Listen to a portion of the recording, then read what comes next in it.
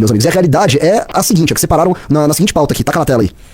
Falando em rombo, olha aí, Meira. Pois é, olha só, foi só eu falar, olha aí. Gestão Lula fecha fevereiro com rombo de 30 bilhões de reais. Como pode um país fechar o mês em rombo, cobrando a quantidade de imposto que a gente cobra, né? E isso é justamente porque o governo gasta demais, o governo gasta muito mais do que tem.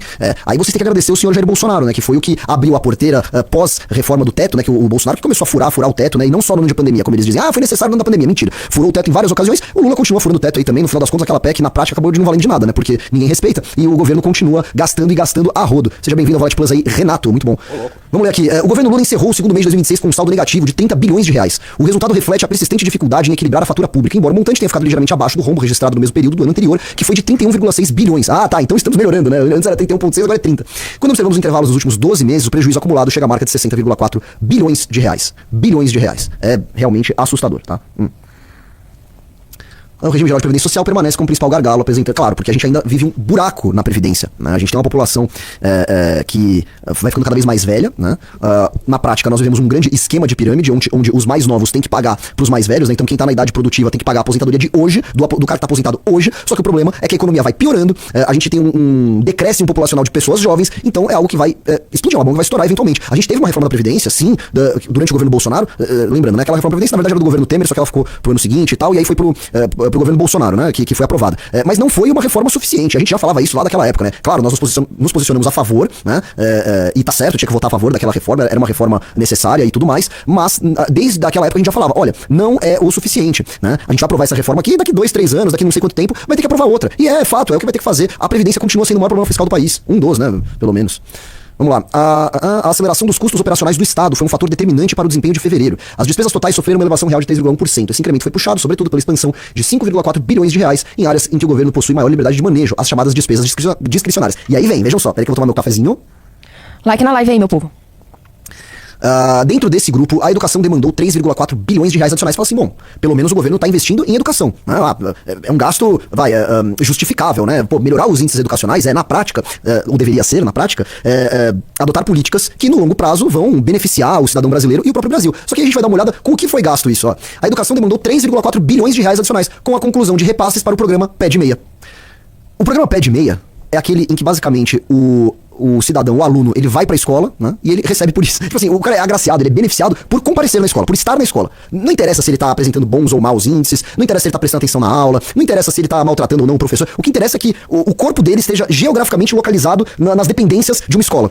Vocês acham que isso ajuda, de alguma forma, a melhorar os índices de educação brasileira? Ainda mais essas escolas que tem professores que são mal pagos, professores que não vão pra aula muitas vezes, né? Quantos desses alunos que não recebem aí do PED Meia, na verdade eles estão numa sala de aula vazia, porque o professor não foi trabalhar naquele dia. Mas pelo menos eles estavam na sala de aula. Isso não resolve nada. É só ver. Todos os governos petistas, quando eles aumentaram os gastos com a educação, eles não conseguiram melhorar os índices. Olha, em qualquer lugar do mundo isso é visto como um fracasso retumbante. Imagina que você tem uma empresa, e aí você tem uma área daquela empresa que tá indo mal, e aí você começa a injetar dinheiro lá. Você fala, não, vamos ver se vai melhorar. E aí, ao invés de melhorar, aquela área piora, mesmo com mais dinheiro. Esse é o nível da incompetência que nós estamos falando aqui. Lembrando do senhor Fernando Haddad, né? Fernando Haddad, que hoje é ministro da Fazenda, mas já foi, durante os governos Lula e Dilma, final do governo Lula e começo do governo Dilma, foi ministro da Educação. E durante a gestão de Fernando Haddad na pasta da educação, aconteceu exatamente isso. Houve um aumento considerável de gasto com educação e mesmo assim os índices pioraram, meus amigos. Isso é inacreditável. É um nível de incompetência que realmente parece que só o Partido dos Trabalhadores é capaz de realizar. E a gente elege o Bolsonaro. Não, Bolsonaro, né? Preocupado com a educação, né? Todo aquele lance do Olavo de Carvalho, vamos produzir cultura, porque o jovem tem que ser mais educado. Aí a gente coloca, quem que era os caras? Era aquele Decotelli, que tinha mentido no currículo, que nem conseguiu ficar no cargo. Aí teve o Abraham Weintraub, que não sabia escrever direito, ele escrevia interessante com cedilha, foi isso, não foi? Então, ele escrevia interessante com cedilha, quer dizer, um completo babuíno no termo, né, psicológico ali, né? Quais foram os outros ministros da educação do governo Bolsonaro? Teve mais ainda. Vocês lembram? Eu lembro que era um pior que o outro. Assim. Teve o Vélez. O Vélez que não falava português. Então você tem um problema gigantesco de alfabetização no Brasil, certo? O que é uma loucura, né? Um país grande e como o Brasil tem um problema de alfabetização até hoje. Mas enfim, aí o ministro da educação não sabe falar a língua do país em que ele comanda a parte de educação. Quer dizer, é surreal. Vamos lá. Arrecadação sob efeito de... Essa matéria eu gostei, viu? A revista Oeste rendeu uma pauta legal pra gente aqui, eu tô achando interessante. Pelo lado das receitas, o governo obteve um ingresso líquido de 153 bilhões em fevereiro, uma alta real de 5,6% ante o ano passado. Aí a gente sabe de onde vem isso, né? Quando o governo tá conseguindo mais dinheiro, né, no governo brasileiro aqui, é porque eles aumentaram impostos, né? O desempenho foi sustentado, por alterações tributárias, como aumento na cobrança de imposto sobre operações financeiras via decreto, blá blá blá, que rendeu 2,3 bilhões extras. Os outros 2,3 bilhões vieram da Cofins, que reflete o consumo, né?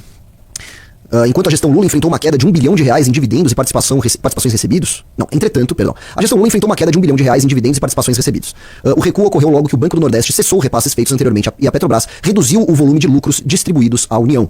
O imposto de renda e contribuição social sobre o lucro líquido também representaram a retração de 701 milhões e 671 milhões, respectivamente. Olha só.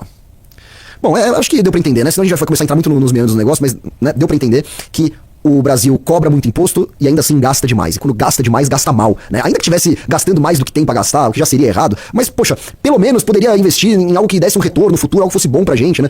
Sei lá, investir em segurança pública, investir em estabilização, investir na educação de forma efetiva, enfim, tantas coisas poderia investir, né? E escolhe gastar o dinheiro mal dessa forma. E claro, nunca se fala em corte de gastos, né? Nunca se fala em diminuição da máquina estatal, nunca se fala em cortar privilégio, não se fala em absolutamente nada. E aí quando eu digo que não se fala nesses temas, eu não coloco só o PT não, mas o próprio Flávio Bolsonaro, que é pré-candidato à presidência da República. Ele tá aparecendo em primeiro, muitas vezes em segundo lugar nas pesquisas, ou seja, né, o cenário provável, o cenário atual, se a eleição fosse hoje, significa que haveria um segundo turno entre Lula e Flávio Bolsonaro. Dois candidatos que não tocam nesses problemas. Né? Quer dizer, o Lula imagina, né? O Lula, a promessa dele é gastar ainda mais. O Flávio Bolsonaro, ninguém sabe o que ele acha, né? Ninguém sabe o que ele pensa porque ele não pensa nada. Essa é a grande verdade.